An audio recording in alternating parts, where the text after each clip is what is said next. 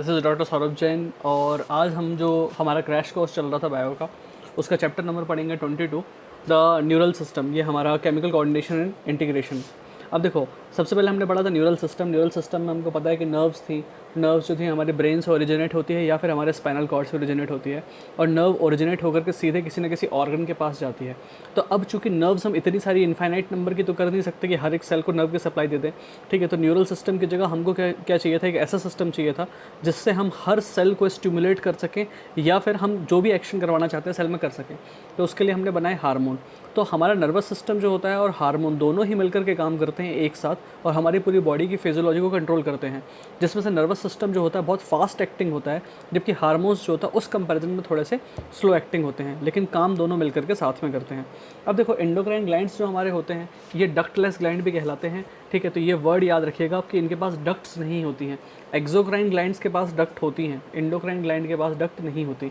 मतलब ये इनके जो सिक्रेशन, ये जो हार्मोन ये बनाते हैं वो सीधा ही डिफ्यूज़ होकर के हमारे एंडोक्राइन ग्लैंड से ब्लड में चला जाता है। उसको उसके पास कोई स्पेसिफिक डक्ट नहीं होती है जिसके थ्रू वो सिक्रेशंस को ब्लड में छोड़े। जैसे हमारा वो था गॉल ब्लैडर था, गॉल ब्लैडर के पास डक्ट होती है, ठीक है। तो इस तरह से एंडोक्राइन ग्लैंड के पास डक्ट नहीं होती। अब देखिए, हार्मोन की सबसे पहले देखते हैं डेफिनेशन। देखो, हार्मोन होता क्या है बेसिकली। हार्मोन एक केमिकल कंपाउंड है जो कि एक एंडोक्राइन ग्लैंड बना रहा है, और ये एंडोक्राइन ग्लैंड बना करके ब्लड में छोड़ रहा है, और ब्लड के थ्रू होते हुए ये हार्मोन जो है किसी न किसी ऑर्गन के पास पहुंच रहा है, और वहाँ पे जो स्पेसिफिक फंक्शन इसको करना है वो ये कर रहा है, ठीक है। तो hormones are non nutrient chemical. Hormone एक केमिकल होता है, सीधी बात है। कोई भी चीज़ है, वो प्रोटीन होगा, कार्बोहाइड्रेट होगा, कुछ भी होगा, लेकिन होगा तो एक केमिकल ही, ठीक है। और नॉन न्यूट्रिएंट होता है, मतलब ये हम खाते नहीं हैं, इससे हमको एनर्जी नहीं मिलती है ना। बहुत छोटे अमाउंट में ये सिक्रेट किया जाता है, और ये एक इंटरसेलुलर मैसेंजर होता है। एक टर्म है इंटरसेलुलर मैसेंजर। देखो, इंटरसेलुलर मतलब ये एक सेल से निकलता है और दूसरे सेल को जा रहा है, तो ये कहला गया इंटरसेलुलर, ठीक है। और इंट्रा सेलुलर का मतलब होता है कोई चीज़ जो सेल के अंदर काम कर रही है। तो यहाँ पे ये है इंटर सेलुलर, मतलब एक सेल से ओरिजिनेट हो रहा है और दूसरे सेल तक पे जाकर के ये काम कर रहा है। तो it is A inter cellular messenger. यहाँ से क्वेश्चन आ चुका है, इसलिए इस लाइन को बहुत अच्छे से करना। अब देखो, हार्मोन जो होते हैं ये केवल हमारे इंसानों बस में सिक्रेट नहीं होते हैं, जानवरों में भी होते हैं, ठीक है। गाय में भी ऑक्सीटोसिन सिक्रेट होता है, उसके अंदर भी ईस्ट्रोजन होता है, प्रोजेस्टेरॉन होता है। इसी तरह से हमारे इनवर्टिब्रेट्स जो होते हैं कुछ, उनके अंदर भी हमारे हार्मोन्स टाइप के सब्सटेंसेस सिक्रेट होते हैं। तो हार्मोन्स जो होते हैं वो हमको हर ऑर्गेनिज्म के पास ऑलमोस्ट मिलते हैं। फिर देखिए, ह्यूमन एंडोक्राइन सिस्टम को अपन पढ़ना शुरू करते हैं। सबसे पहले देखो ये डायग्राम, ठीक है। इस डायग्राम में देखो, सबसे पहले ऊपर अपन को नज़र आ रहा है ब्रेन, ठीक है। ये ब्रेन जो हमको नज़र आ रहा है, ब्रेन के पास, ब्रेन का ही एक हिस्सा है हमारा हाइपोथैलेमस, ठीक है। थैलेमस के नीचे है हमारा हाइपोथैलेमस, और ये पीछे साइड पर दिख रहा है हमको पीनियल ग्लैंड। फिर ये देखो, हमको हमारे हाइपोथैलेमस के जस्ट नीचे दिख रही है पिट्यूटरी, ठीक है। ये देखो, आपको पिट्यूटरी दिख रही है। और उसके बाद देखिए, यहाँ पर नीचे हमारे गले के पास एक थायराइड, और थायराइड के ही जस्ट पास में होता है। अभी हम और डिटेल में इस डायग्राम को देखेंगे आगे। थायराइड के पीछे लगे हुए होते हैं थायराइड, पैराथायराइड ग्लैंड्स।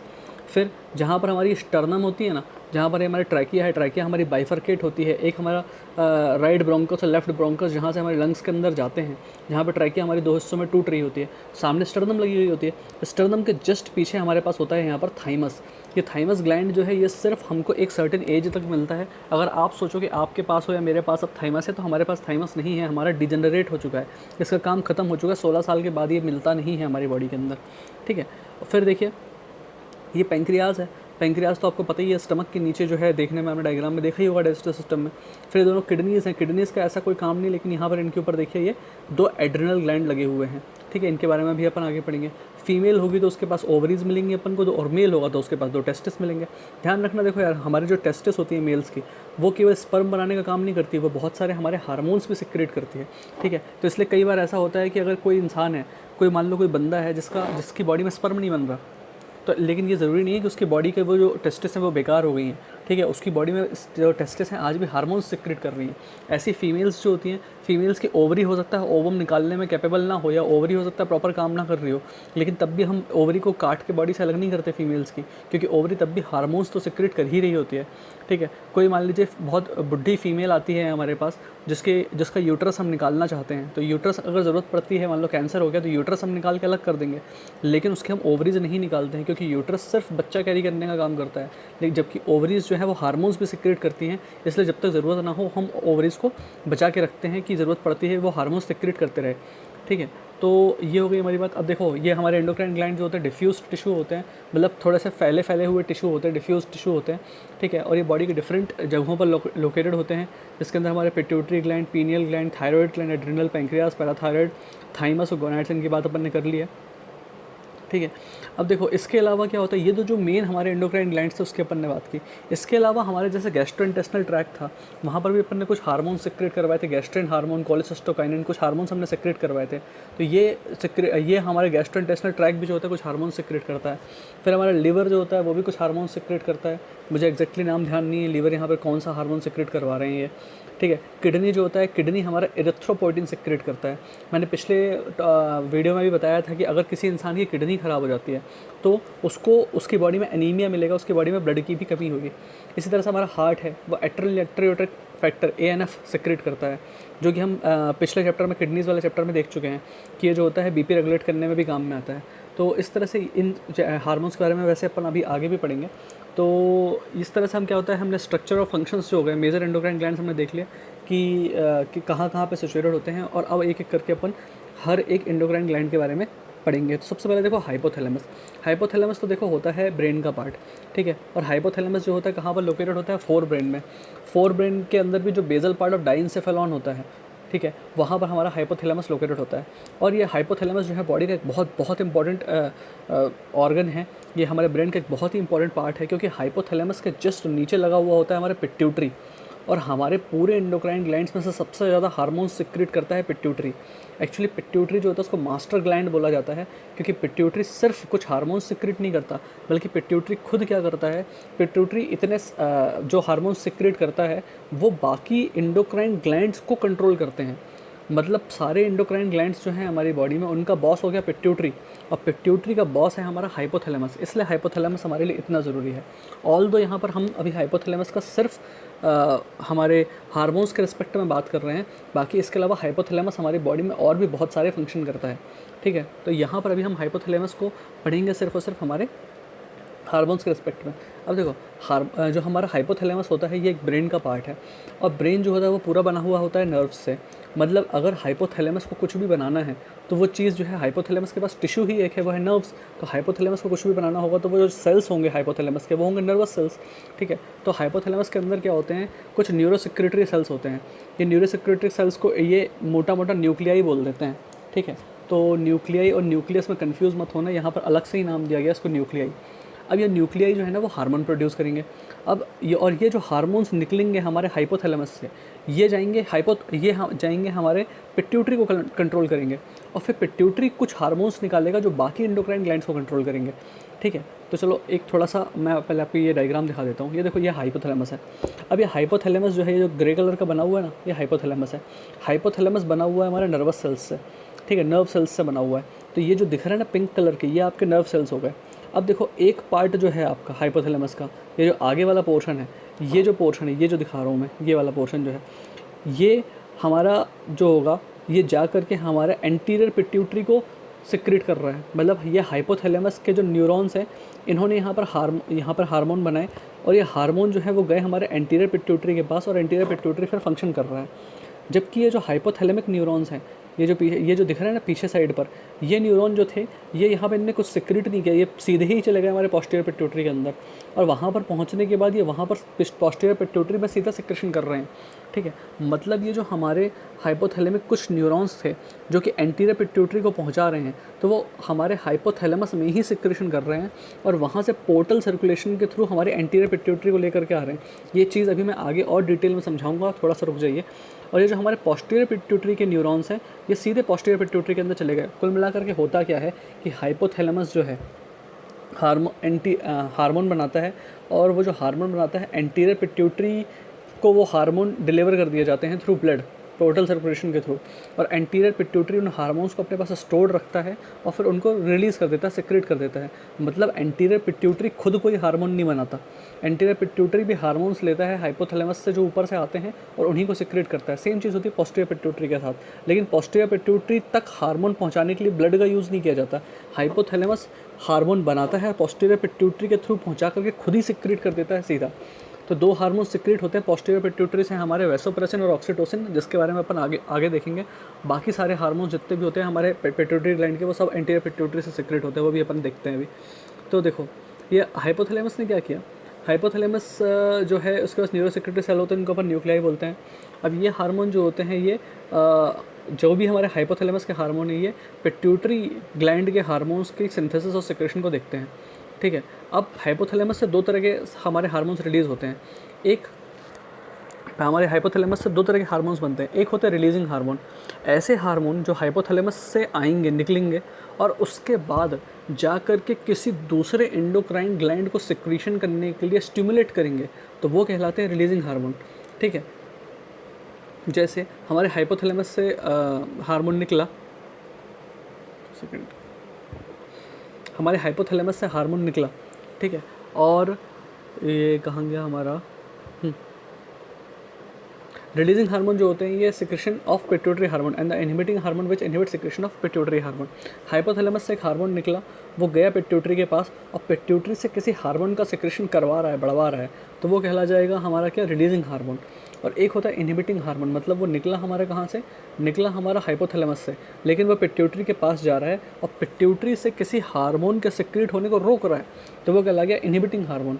तो मतलब हाइपोथैलेमस से जब हमारा सिक्रेटरी हार्मोन निकलता है तो वो पिट्यूटरी ग्लैंड से कुछ सिक्रेट करवाता है, जबकि हाइपोथैलेमस से जब हमारा इनहिबिटरी हार्मोन निकलता है तो वह पिट्यूटरी हार्मोन से हमारा कुछ सिक्रेशन को इनहिबिट करवा देता है। जैसे मान लीजिए एक हार्मोन की बात करते हैं अपन, गोनेडोट्रोपिन रिलीजिंग हार्मोन, नाम में आ रहा है गोनेडो, गोनेडो मतलब गोनैड्स के लिए हार्मोन काम करेगा, गोनैड्स के पास जाएगा, गोनेडोट्रोपिन रिलीजिंग हार्मोन। तो ये GnRH जो होता है ये क्या करेगा, पिट्यूटरी के पास जाएगा, ठीक है, और पिट्यूटरी से क्या रिलीज़ करवाएगा, गोनेडोट्रोपिन रिलीज़ करवाएगा। मतलब गोनेडोट्रोपिन रिलीजिंग हार्मोन निकला हाइपोथैलेमस से, वो पिट्यूटरी के पास गया, पिट्यूटरी के पास जाकर उसने बोला गोनेडोट्रोपिन रिलीज़ करो। जब गोनेडोट्रोपिन रिलीज़ किया गया, ठीक है, तो उससे बाद आगे जाकर के कुछ काम होंगे जो अपन आगे देखेंगे, ठीक है। सोमेटोस्टेटिन था जो हाइपोथैलेमस से रिलीज़ हुआ, ये सोमेटोस्टेटिन अगर आएगा तो ये इनहिबिटरी हार्मोन होता है, ये पिट्यूटरी को ग्रोथ हार्मोन सिक्रेट करवाने से रोकेगा, ठीक है। दोनों ही हार्मोन जो होते हैं ये हमारे हाइपोथैलेमस में ही बन रहे हैं, और ये हार्मोन जो होते हैं बनने के बाद हमारे एक्सॉन्स मतलब नर्व्स के थ्रू होते हुए इनके नर्व एंडिंग से रिलीज़ हो जाते हैं, ठीक है, और वहाँ से क्या हो जाएगा, पोर्टल सर्कुलेटर सिस्टम के थ्रू होते हुए एंटीरियर पिट्यूटरी तक पहुँच जाएंगे। मतलब ये नर्व्स थी हमारी हाइपोथैलेमस में और वहाँ से हमने ये हार्मोन बनाया और वहाँ से पोर्टल सिस्टम के थ्रू हमारे एंटीरियर पिट्यूटरी तक भेज दिया। जबकि जो पोस्टीरियर पिट्यूटरी है उसके पास नर्व सीधा आती है और वहीं सिक्रेट करती है, ठीक है। मतलब हाइपोथैलेमस जो है ना वो हार्मोन बनाने की फैक्ट्री है, लेकिन कुछ हार्मोन जो वो है खुद अपने पास हाइपोथैलेमस बनाता है, केवल उसको ब्लड के थ्रू भेज देता है, तो वो हार्मोन्स जाते हैं एंटीरियर पिट्यूटरी के पास। और कुछ हार्मोन्स जो है हाइपोथैलेमस की नर्व्स जो होती हैं और आकर के पोस्टीरियर पिट्यूटरी के पास बना के जाती हैं, वो होते हैं हमारे पोस्टीरियर पिट्यूटरी के हार्मोन, जिसके अंदर आते हैं हमारे ऑक्सीटोसिन और वेसोप्रेसिन। अब देखो क्या होता है, पिट्यूटरी ग्लैंड की पहले पोजीशन की बात करते हैं। ये जो पिट्यूटरी ग्लैंड है ना, ये पिट्यूटरी ग्लैंड हमारी एक बोनी कैविटी में रखी होती है जिसको अपन बोलते हैं सिला टर्सिका, ठीक है। यहाँ पर क्या होता है कि देखो हमारे ये ब्रेन के नीचे लटका हुआ पोर्शन है, मैं आपको दिखाता हूँ, ये देखिए, सॉरी ये है। अब देखो यार ये ब्रेन है हमारा, अब ये ब्रेन है और ब्रेन के नीचे यहाँ पे हाइपोथैलेमस है, और यहाँ पर ये जो छोटा सा लटका हुआ है ना, ये पोर्शन जो आपको दिख रहा है, दिस इज़ योर पिट्यूटरी। अब ये जो पिट्यूटरी है तो बेसिकली है क्या कि ब्रेन हमने ऐसा दिखा दिया है, लेकिन यहाँ पर सारी बोन्स लगी हुई हैं। तो ये जो पिट्यूटरी ग्लैंड है ना, ये एक बोन में रखा हुआ होता है, ठीक है। एक बोन में एक स्पेस होता है जिसके अंदर ये पिट्यूटरी ग्लैंड हमारा रखा हुआ होता है, जिसको और उस बोन का नाम है हमारा सिला टर्सिका, ठीक है। उसको स्फेनोइड बोन में सिला टर्सिका एक स्पेस होती है जिसमें ये रखा हुआ होता है। तो जो हमारे पिट्यूटरी ग्लैंड है ना, एक बोनी कैविटी के अंदर रखा हुआ होता है जिसको सिला टर्सिका बोला जाता है। और ये जो हमारा पिट्यूटरी ग्लैंड है, नीचे पिट्यूटरी ग्लैंड है, और ये ऊपर ये जो डंडा दिख रहा है जिससे ये हमारे जाके हाइपोथैलेमस से जुड़ा हुआ है, ये जो दिख रहा है स्टॉल्क, ये जो है जिसके थ्रू हमारे हाइपोथैलेमस से जुड़ा हुआ है, इट इज़ कॉल्ड एज स्टॉल्क। तो हमारा जो पिट्यूटरी ग्लैंड है उसको अपन ने दो हिस्सों के अंदर डिवाइड किया है। एंटीरियर पिट्यूटरी को अपन एडिनो हाइपोफाइसिस बोल देते हैं, और पोस्टीरियर पिट्यूटरी को अपन बोल देते हैं न्यूरो हाइपोफाइसिस, क्योंकि एंटीरियर पिट्यूटरी जो होता है वहाँ पर नर्व्स डायरेक्ट नहीं आती, जबकि पोस्टीरियर में नर्व सीधे आती हैं डायरेक्टली, इसलिए अपन उसको बोलते हैं न्यूरो हाइपोफाइसिस, ठीक है।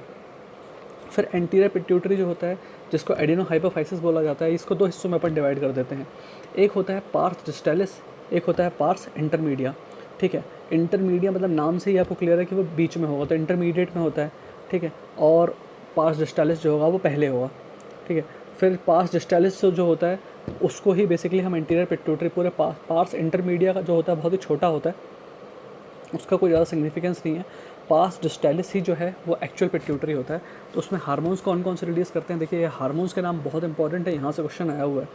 एंटीरियर पिट्यूटरी जो हार्मोन रिलीज़ करवाता है, एक तो है ग्रोथ हार्मोन, ग्रोथ हार्मोन हमारी बॉडी की ग्रोथ करवाएगा। दूसरे होते हैं प्रोलेक्टिन, प्रोलेक्टिन जो होता है वो फीमेल्स में मिल्क फॉर्मेशन करवाता है। तीसरा होता है थायराइड स्टिमुलेटिंग हार्मोन, मतलब ये यहाँ से निकलेगा और जाके थायराइड ग्लैंड को स्टिमुलेट करेगा कि वो थायरॉक्सिन सिक्रेट करे, मतलब ये पहले जाएगा थायराइड ग्लैंड के पास, फिर थायराइड ग्लैंड थायरॉक्सिन सिक्रेट करेगा।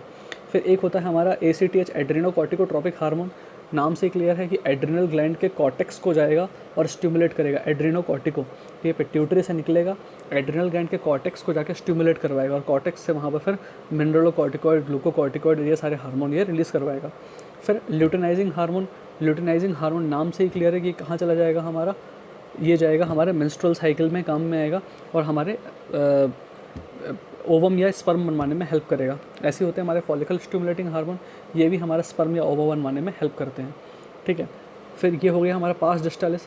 पार्स इंटरमीडिया जो अपन ने दूसरी बात की थी, पार्स इंटरमीडिया जो होता है वो एक हार्मोन सिक्रेट करता है जिसको अपन बोलते हैं मेलानोसाइट स्टिमुलेटिंग हार्मोन, मतलब ये मेलानोसाइट्स को स्टिमुलेट करते हैं या हमारी बॉडी में मेलानिन पिगमेंट बनवाने में हेल्प करते हैं, ठीक है। तो पार्स इंटरमीडिया जो होता है वो ऑलमोस्ट मर्ज्ड होता है किसके साथ, पार्स डिस्टालिस के साथ, ठीक है। मतलब अगर हमारे एडिनोहाइपोफाइसिस के पार्स डिस्टालिस और पार्स इंटरमीडिया की बात की जाए तो पार्स इंटरमीडिया जो होता है उसका खुद का अस्तित्व तो बहुत ही कम होता है, वो हमारी पार्स डिस्टालिस जो हमारा most of the anterior pituitary का पार्ट है उसके साथ मर्ज हो चुका होता है, ठीक है। अब देखिए न्यूरोहाइपोफाइसिस जो होते हैं जिसके अपन बात करते हैं उसको कहा जाता है पार्स नर्वोसा। तो एंटीरियर पिट्यूटरी में अपन ने दो चीज़ें देख ली, पार्स डिस्टालिस, पार्स इंटरमीडिया, और यहाँ पे पोस्टीरियर पिट्यूटरी को अपन बोलते हैं पार्स नर्वोसा। अब पार्स डिस्टालिस जो था वो एंटीरियर पिट्यूटरी का मोस्ट ऑफ द पोर्शन बनाता है, पार्स इंटरमीडिया सिर्फ मेलानोसाइट स्टिमुलेटिंग हार्मोन रिलीज़ कर रहा है, ठीक है। जबकि पार्स डिस्टालिस जो है हमारा जबकि पार्स नर्वोसा जो है वो हमारा पोस्टीरियर पिट्यूटरी बना रहा है। अब ये जो पोस्टीरियर पिट्यूटरी बना रहा है यहाँ से दो हार्मोन निकलेंगे, एक होगा ऑक्सीटोसिन और दूसरा होगा वैसोप्रेसिन। आपको पता ही है ऑक्सीटोसिन जो होता है वो मिल्क इजेक्शन में काम में आता है, वैसोप्रेसिन जो है वो हमारा वाटर कंजर्वेशन में काम में आता है, या वैसोप्रेसिन जिसको हम एंटी ड्यूरेटिक हार्मोन भी बोलते हैं, वो बिल्कुल एल्डोस्टेरोन की तरह काम करता है, ठीक है। तो ऑक्सीटोसिन और वैसोप्रेसिन ये दोनों ही जो हैं चूँकि हमारे पोस्टीरियर पिट्यूटरी से निकल रहे हैं, तो ये दोनों हार्मोन जो हैं ये दोनों ही हार्मोन हमारे हाइपोथैलेमस में बनते हैं और नर्व्स के थ्रू सीधे पहुंचा दिए जाते हैं पोस्टीरियर पिट्यूटरी में, जहाँ पर ये थोड़ी टाइम के लिए स्टोर होते हैं, उसके बाद इनको रिलीज़ कर दिया जाता है। मतलब बेसिकली पोस्टीरियर पिट्यूटरी जो है वो कोई हार्मोन बना नहीं रही है, वो सिर्फ हार्मोन स्टोर कर रही है, कौन कौन से, ऑक्सीटोसिन और वैसोप्रेसिन, ठीक है। अब देखो बात करते हैं, अपन ने देखा था एंटीरियर पिट्यूटरी ने हार्मोन रिलीज़ किए थे, एंटीरियर पिट्यूटरी में कितने हार्मोन रिलीज़ करते हैं, तो 1 2 3 4 5 6 हार्मोन उसने सेक्रेट किया था एंटीरियर पिट्यूटरी ने, growth hormone, prolactin, thyroid stimulating hormone, adrenocorticotropic hormone, luteinising hormone और फॉलिकल स्टिमुलेटिंग हार्मोन। इन 6 के 6 हार्मोन्स को मैचिंग करने का कि कौन सा कहाँ से सेक्रेट हुआ है, किसका क्या फंक्शन है, इस पर नीट में बार बार क्वेश्चन आता है। मैं वैसे सारे क्वेश्चन भी करवाऊंगा आप लोगों को, लेकिन अब हम पढ़ लेते हैं पहले ग्रोथ हार्मोन के बारे में, ठीक है। देखिए ग्रोथ हार्मोन का काम मोटा मोटा हमारी बॉडी में काम ही होता है बॉडी की ग्रोथ करवाना। ग्रोथ हार्मोन जो होता है हमारी बॉडी की जो नेचुरल ग्रोथ हो रही होती है उसको करवाता है, मतलब हमारी हड्डियों के साइज़ को भी बढ़वाता है ताकि हमारी हाइट हेल्थ अच्छी हो जाए।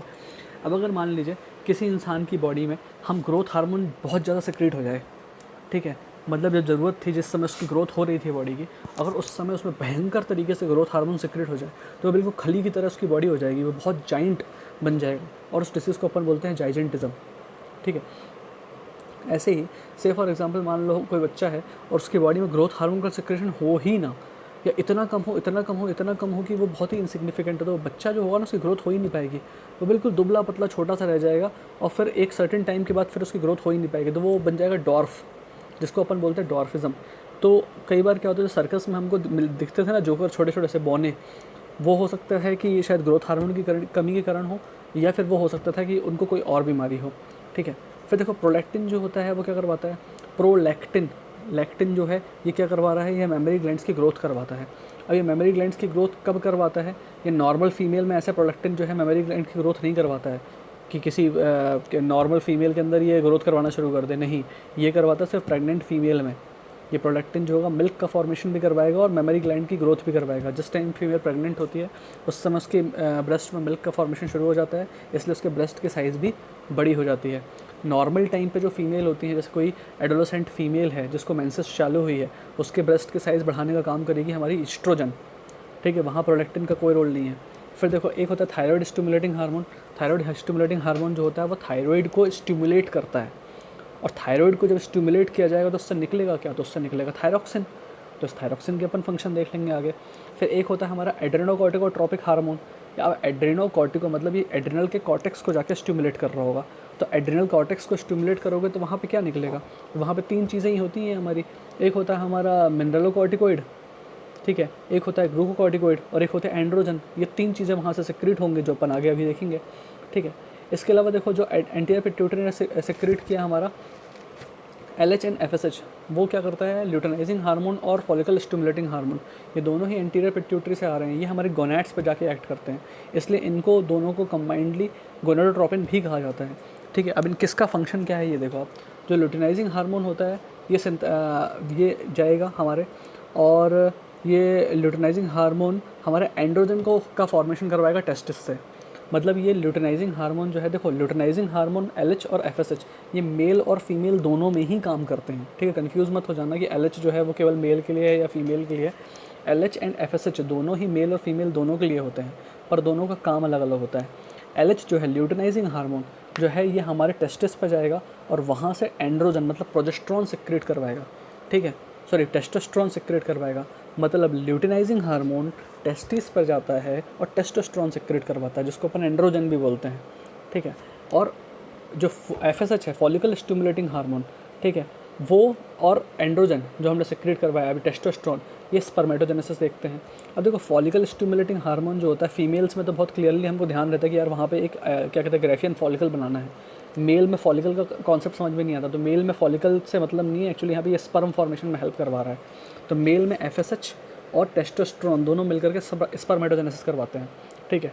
अब बात करते हैं फीमेल की। फीमेल में क्या होता है, जो ल्यूटेनाइजिंग हार्मोन होता है LH, जब LH सर जाता है 14th day of menstrual cycle पे, जो आपने क्लास 12th में देखा होगा, तब होता है ओव्यूलेशन। तो LH सर्च करवाता है ओव्यूलेशन एक मैच्योर्ड ग्रेफियन फॉलिकल से, और जो बच जाता है ग्रेफियन फॉलिकल से हमारे ओव्यूलेशन होने के बाद, तो उसको अपन क्या बोलते हैं, वो कहलाता है हमारा कॉर्पस लुटियम। ये कॉर्पस लुटियम बच जाता है और कॉर्पस लुटियम जो होगा फिर क्या सिक्रेट करना शुरू कर देगा, कॉर्पस लुटियम सिक्रेट करेगा प्रोजेस्टेरॉन। ये कब तक प्रोजेस्टेरॉन सिक्रेट करता रहेगा कॉर्पस लुटियम, जब तक प्रेगनेंसी नहीं हो जाती या फिर नेक्स्ट साइकिल शुरू होने के पहले तक, फिर ये बंद हो जाएगा। यहाँ से क्वेश्चन नीट में आपके आ चुका है कि कौन सा टेम्परेरी एक ऐसा सेल है जो हार्मोन सिक्रेट करना शुरू करता है फिर ख़त्म हो जाता है, तो उसका आंसर होगा कॉर्पस लुटियम। कॉर्पस लुटियम काम करना शुरू करता है, ठीक है, कुछ 1-2 हफ्ते रहता है, उसके बाद चला जाता है, अगर डिजनरेट हो जाता है। अगर प्रेगनेंसी हो जाए तो फिर ये कंटिन्यू हो जाता है और काफ़ी लंबे टाइम तक प्रोजेस्टेरॉन सिक्रेट करता रहता है। कॉर्पस लुटियम क्या सिक्रेट करता है, कॉर्पस लुटियम सिक्रेट्स प्रोजेस्टेरॉन, ठीक है। फॉलिकल स्टिमुलेटिंग हार्मोन अपन ने मेल्स में देखा, मेल्स में follicle stimulating hormone sperm development में काम में आ रहा है। फॉलिकल स्टिमुलेटिंग हार्मोन जो होगा वो फीमेल्स में क्या करवाएगा, ओवरियन फॉलिकल को डेवलप करवाएगा, ठीक है। इतनी ही बात अभी यहाँ पे याद रखनी है, बाकी इसके डिटेल जो होगा वो अपन देखेंगे और हमारे रिप्रोडक्टिव सिस्टम में।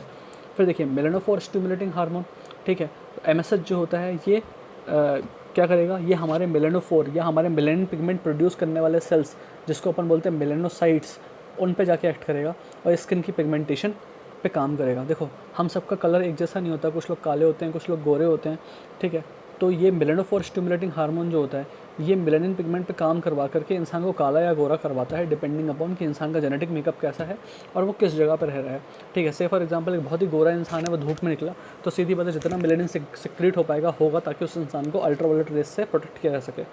ऐसे कोई इंसान है नेचुरली किसी बहुत ही गर्म जगह में रहता है, जैसे अफ्रीकन्स जो होते हैं, तो वहाँ पर उनकी बॉडी में मेलानिन ज़्यादा मिलता है। देखिए जो लोग जितने गोरे होंगे उनकी बॉडी में मेलानिन उतना कम मिलेगा, एक्चुअली कम नहीं मिलता है क्वांटिटी में। जो लोग जितने गोरे होते हैं उनकी बॉडी में उतने ज़्यादा तिल मिलते हैं, क्योंकि जो तिल है ना, जो हम कहते हैं ना, वो एक्चुअली जो तिल होते हैं वो कंसनट्रेटेड फॉर्म में मेलानिन जो है एक जगह इकट्ठा हो गया। काले लोगों में आपको ना तिल कम मिलेंगे, जबकि गोरे लोगों में आपको बहुत सारे तिल देखने को मिलेंगे बिकॉज ऑफ दिस MSH। फिर देखो ऑक्सीटोसिन क्या काम करता है। ऑक्सीटोसिन जो होता है उसका एक ही काम है, जो हमारा यूट्रस है उसको बहुत तेज़ कॉन्ट्रैक्ट करवाना, और दूसरा जो ब्रेस्ट होते हैं उसको बहुत तेज़ कॉन्ट्रैक्ट करवाना। तो ऑक्सीटोसिन जो होता है ना during the time of delivery, ठीक है, चाइल्ड बर्थ के टाइम पे ऑक्सीटोसिन आता है, बहुत लपक के यूट्रस में कॉन्ट्रैक्शन करवाता है, यूट्रस में कॉन्ट्रैक्शन करवाता है, बच्चा बाहर आ जाता है, ठीक है। और अगर मान लो अब डिलीवरी का टाइम नहीं है और आप किसी फीमेल को ज़बरदस्ती ऑक्सीटोसिन का इंजेक्शन दे दो, तो क्या हो जाएगा, यूट्रस में भयंकर वाले कॉन्ट्रैक्शन आने शुरू हो जाएंगे और फीमेल को बच्चे की डिलीवरी करनी ही पड़ेगी। तो कई बार क्या होता है हमारे हॉस्पिटल्स में, जब कोई फीमेल होती है, प्रेग्नेंट होती है और हमको पता होता है कि उसको अब डिलीवरी करवाने का टाइम आ गया है और उसकी बॉडी में खुद ऑक्सीटोसिन तो सिक्रेट हो ही रहा है फीमेल की बॉडी में, तो हम ऊपर से भी कुछ ऑक्सीटोसिन दे देते हैं उस फीमेल को ताकि कॉन्ट्रैक्शंस और अच्छे आ जाएँ और डिलीवरी करना ईजी पड़े, ठीक है। बाकी ऑक्सीटोसिन जो होता है आफ्टर डिलीवरी फीमेल में क्या करवाती है, ये मिल्क इजेक्शन भी करवाती है, ब्रेस्ट को की टिश्यूज़ को दबा दबा करके ये मिल्क बाहर निकालने का भी काम करती है बच्चे के लिए, ठीक है।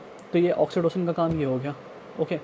अब ऑक्सीटोसिन अच्छा ऐसा नहीं है कि ऑक्सीटोसिन सिर्फ इंसानों में मिलता है, ऑक्सीटोसिन जो होता है वो जानवरों में भी अपन को मिलता है, ठीक है। प्रोलैक्टिन दूध बनाता है, मिल्क का फॉर्मेशन करता है, ऑक्सीटोसिन मिल्क इजेक्शन में काम में आता है, मिल्क बाहर निकालता है, इन दोनों में डिफरेंस है, ठीक है। फिर देखो वैसोप्रेसिन जो होता है, वैसोप्रेसिन, वैसो मतलब होता है ब्लड वेसल, प्रेसिन मतलब दबाने वाला या टेंशन क्रिएट करने वाला, प्रेस करने वाला। तो वैसोप्रेसिन जो होता है वो किडनीज़ पे काम करते हैं और करवाएंगे क्या, बेसिकली ये बीपी बढ़ाने में हेल्प करेंगे। तो ये क्या करवाते हैं, वाटर एंड इलेक्ट्रोलाइट्स, जो वैसोप्रेसिन को एंटी डायरेटिक हार्मोन भी बोलते हैं, तो ये वाटर इलेक्ट्रोलाइट्स को कंजर्व करवा लेते हैं, मतलब वाटर एंड सॉल्ट को कंजर्व करवा लेंगे फ्रॉम डिस्टल ट्यूब्यूल्स। अपन ने देखा था किडनी में डिस्टल ट्यूब्यूल्स है वहाँ से, ठीक है, जिससे क्या हो जाएगा, यूरिन लॉस कम हो जाएगा, यूरिन बनना कम हो जाएगी, जिसको अपन बोलते हैं डायूरेसिस, ठीक है। और यूरिन के फॉर्मेशन को अपन बोलते हैं यूरेसिस, और यूरिन के ना बनने को अपन बोलते हैं डायूरेसिस। तो ये एंटी डायरेटिक हार्मोन होता है, मतलब यूरिन बनने से रोकता है, यूरिन बनने को कम कर देता है, पानी को कंजर्व करता है। दोनों ही हार्मोन्स के सेम काम है, एडीएच और एल्डोस्टेरोन, ठीक है। एडीएच सिक्रेट होता है हमारा कहाँ से, पोस्टीरियर पिट्यूटरी से, जबकि एल्डोस्टेरोन सिक्रेट होता है हमारा एड्रिनल कॉर्टेक्स से, ठीक है। इन दोनों के ही काम जो है वो सेम है। तो आज इतना ही, अगला देखेंगे अपन अगले वीडियो में।